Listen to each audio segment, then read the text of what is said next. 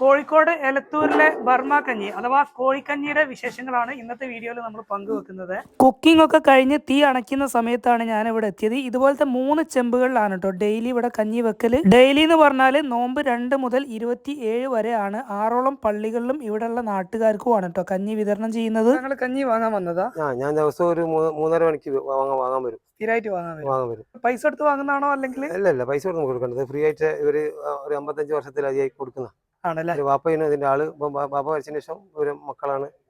കഞ്ഞിന്റെ taste ഒക്കെ എങ്ങനെയാ? നല്ല ടേസ്റ്റാ, ചിക്കന്റെ നല്ല ടേസ്റ്റ് അത് ആണല്ലേ. കുറെ ദൂരം ആൾക്കാർ വരലുണ്ടോ?